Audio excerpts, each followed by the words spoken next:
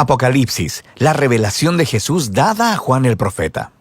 En el primer video exploramos la forma en la que Juan compuso esta profecía apocalíptica como una carta circular para las 7 iglesias de Asia Menor, para retar y consolar a esos cristianos que estaban sufriendo de apatía y de persecución bajo el Imperio Romano. También nos encontramos con el principal símbolo que Juan usa para identificar a Jesús, el Cordero Inmolado, quien conquistó a sus enemigos al morir por ellos. Él es quien abre el rollo conteniendo los propósitos de Dios de traer su reino a la tierra como existe en el cielo. La apertura del rollo trajo juicios de advertencia similares a las plagas de Egipto, y al igual que Faraón, las naciones no se arrepintieron. Luego, Juan introdujo el ejército multiétnico del Cordero y el rollo abierto reveló su extraña misión. Esta misión es seguir al Cordero llevando testimonio de la justicia y la misericordia de Dios a las bestiales naciones, incluso si eso les acarrea la muerte. Y ellos conquistarán a la bestia al entregar sus vidas, justo como lo hizo el Cordero. Y es esto lo que moverá a las naciones al arrepentimiento. En el resto del libro, Juan completará su retrato de esta bestia y de su guerra contra el pueblo de Dios y cómo termina esta historia. Después de las 7 trompetas, Juan interrumpe el ritmo de los 7 con una serie de visiones a las cuales él llama señales. La palabra literalmente quiere decir símbolos y estos capítulos están llenos de ellos. Estas visiones exploran en mayor profundidad el mensaje del gran rollo abierto. La primera visión revela la batalla espiritual cósmica que estaba detrás del sufrimiento de las 7 iglesias debido a la persecución romana. Es una manifestación de ese antiguo conflicto que comenzó en Génesis capítulo 3. La serpiente, que representa la fuente de toda maldad, se muestra aquí como un dragón. Ataca a una mujer y su simiente. Ellos representan al Mesías y a su pueblo. Luego, el Mesías derrota al dragón a través de su muerte y resurrección, y el dragón es arrojado a la tierra. Ahí, el dragón inspira odio y persecución hacia el pueblo del Mesías. Pero ellos conquistarán al dragón al resistir su influencia, incluso si él los mata. Juan está intentando mostrar a las iglesias que ni Roma ni ninguna otra nación o ser humano es el verdadero enemigo. Hay poderes espirituales oscuros obrando, y los seguidores de Jesús anunciarán la victoria de Jesús permaneciendo fieles y amando a sus enemigos, justo como lo hizo el Cordero Inmolado.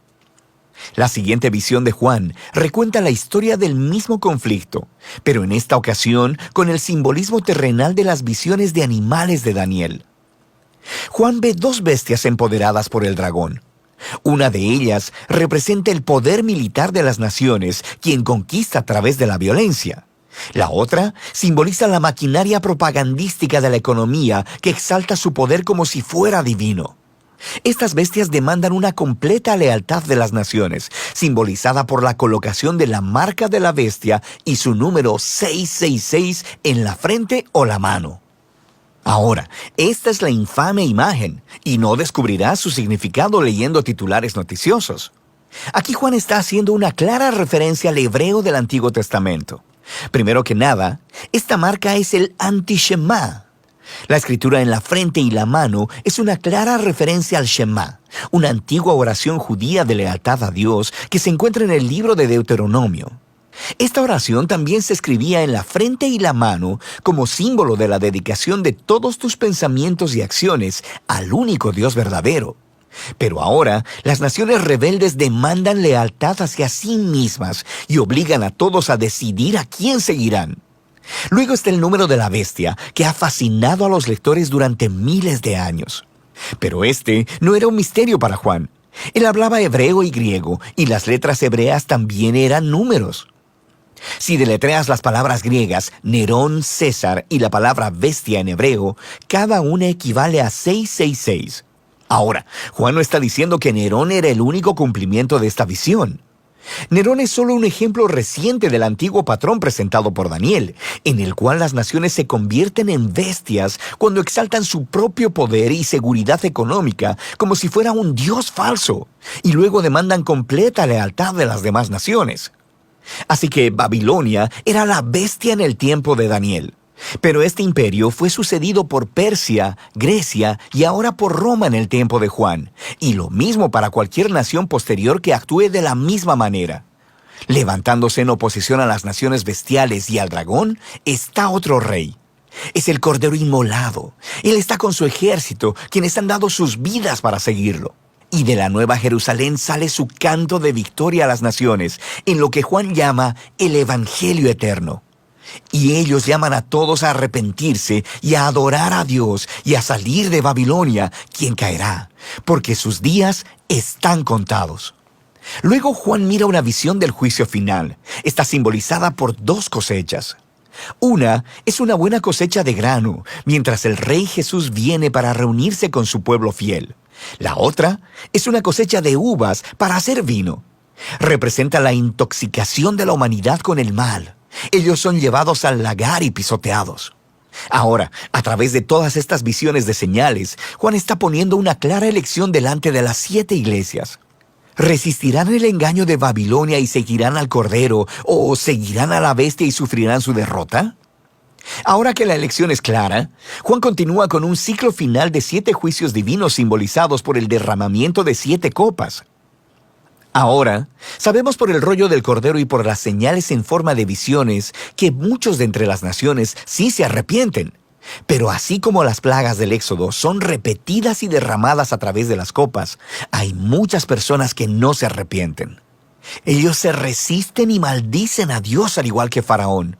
Y todo esto lleva a la 6ª copa, formada por el dragón y la bestia, quienes reúnen a las naciones para hacer guerra contra el pueblo de Dios en un lugar llamado Armagedón.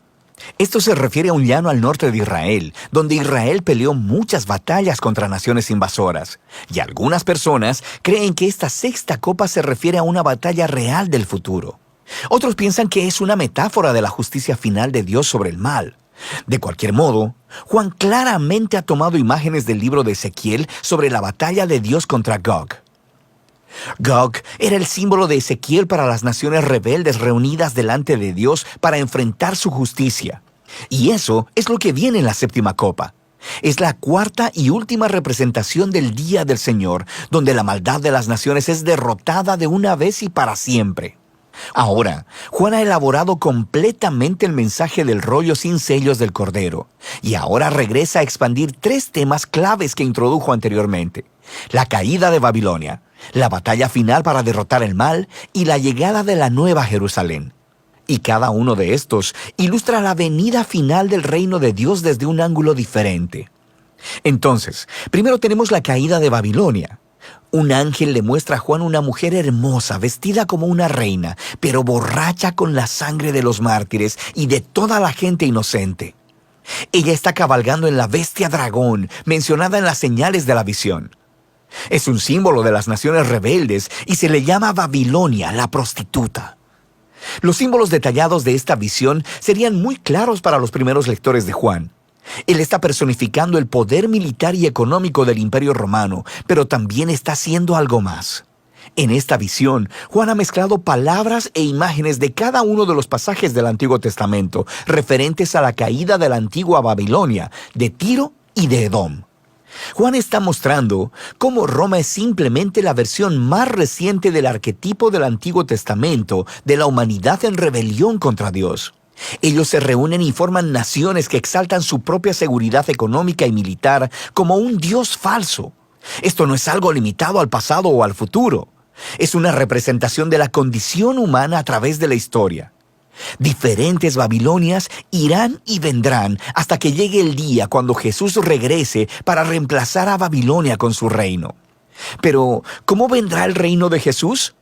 Hasta este punto, el día del Señor ha sido representado como un día de fuego, un temblor o una cosecha. Y ahora se representa como una batalla final y es contada 2 veces, resultando en la reivindicación de los mártires. Ahora, Juan nos regresa a la 6ª copa, donde las naciones estaban reunidas para oponerse a Dios, y de repente Jesús aparece. Él es el gran héroe. Él es la palabra de Dios cabalgando sobre un caballo blanco, y Él está listo para conquistar la maldad del mundo. Pero pon atención, Él está cubierto de sangre antes de que la batalla siquiera comience. Y eso es porque se trata de su propia sangre, y su única arma es la espada de su boca. Es una imagen adaptada de Isaías. Juan nos está diciendo que el Armagedón no será un baño de sangre. Más bien, el mismo Jesús que derramó su propia sangre por sus enemigos, ahora viene proclamando justicia. Él les pedirá cuentas a aquellos que se nieguen a arrepentirse de las maneras en que hayan participado en la destrucción del mundo bueno de Dios. Y el destructivo fuego de infierno que ellos han desatado en este mundo de Dios justamente se convierte en el destino designado por Dios para ellos. Después de esto, Juan ve una visión con los seguidores de Jesús que han sido asesinados por Babilonia. Y ellos son resucitados y reinan con el Mesías durante 1000 años.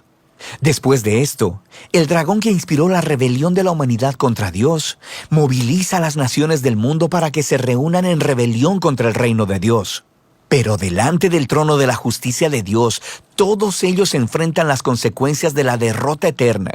Así que las fuerzas del mal espiritual y todos aquellos que no quieren participar en el reino de Dios son destruidos.